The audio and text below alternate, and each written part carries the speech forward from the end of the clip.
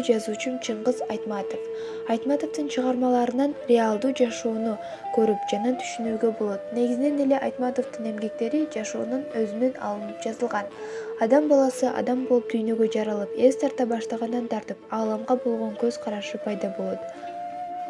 Ал эми менин дагы жактырган жазуучуларымдын бири Чыңгыз Төрөкулович Айтматов. Айтматов жазуучу эле болбосо зоотехник, дипломат.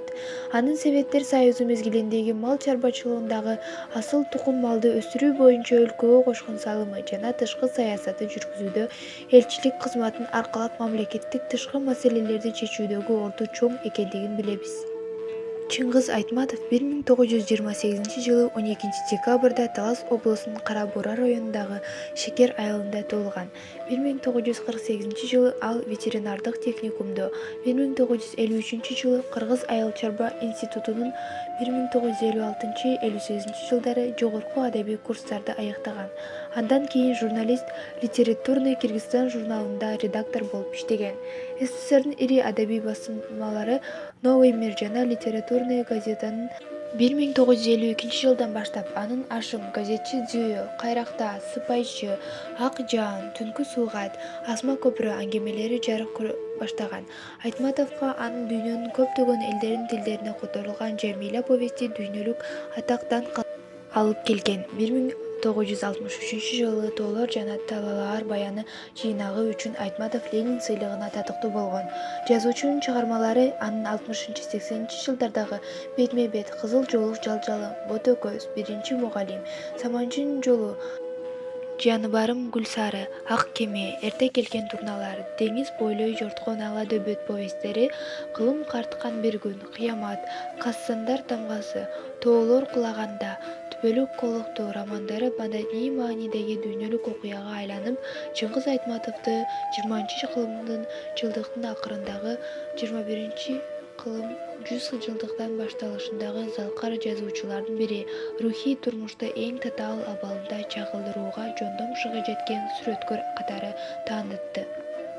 Чыңгыз Айтматовдун кылымдар тогошкон азыркы доордун чыгармалары эң көп окулган жазуучулардын бири.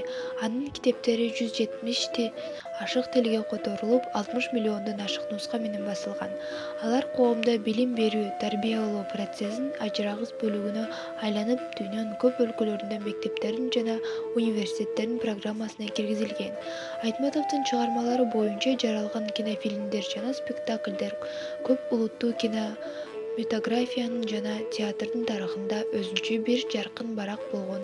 Жамиля, Биринчи мугалим, Саманчынын жолу, Кылым карткан бир күн, Кыямат, Стамбулдун Софиянын, Улан Батордун, Варшаванын, Бухарестердин, Праганын, Лондондун, Токионун, Москванын, Санкт-Петербургдун, Бишкектин жана дүйнөлүк башка көп өлкөлөрүндө көрсөтүлүп, сахналарда коюлуп келе жатат.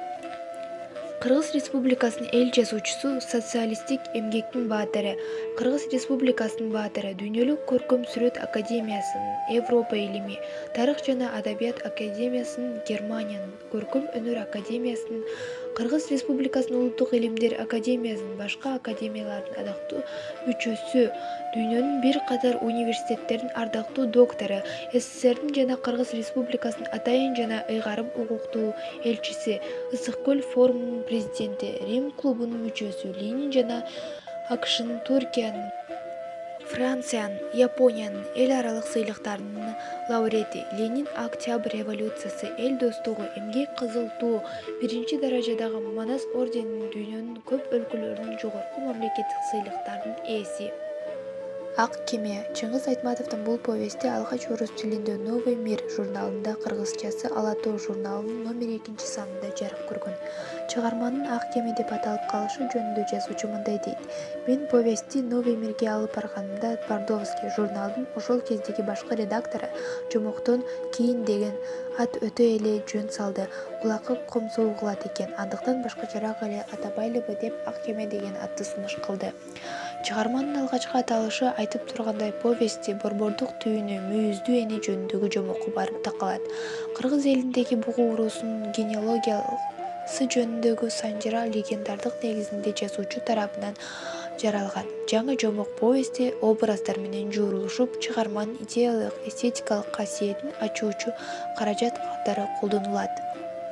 Ак кеменин жарык көрүшү адабий чөйрөдө зор кызыгууну жаратты. Окурмандарды көйгүлүккө түшүрүп, санжыларды талаш-тартышка салган негизги маселе бул баланын адамдар арасында жашагысы келбей, балык болуп сүзүүсү менен айырмаланат.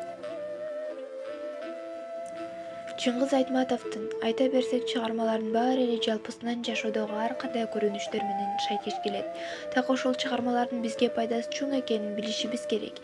Биз өзүбүздүн жашообузда болуп жаткандардын баарын байкай бербейбиз, анча элес албайбыз. Чыңгыз Айтматовдун атабыздын эмгектерин болсо биз жакшы менен жаманды, адамдын кара же ак экенин, ким жемкор, ким чындыгында эле түйшүк тартып, кыйналып жатканын үстүртөн карайбыз.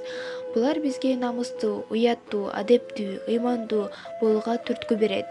Себеби биз ар бир чыгармадан адамдардын иш-аракетине жараша аягы менен бүтөөрүн көрүп турабыз. Жаман иш жасагандар канча аракет кылса да, алардын анык жүзү баары бир билинет. Ак жеринен күйгөн адамдар канча кыйналса да, бирок алар ийилгени менен сынбайт.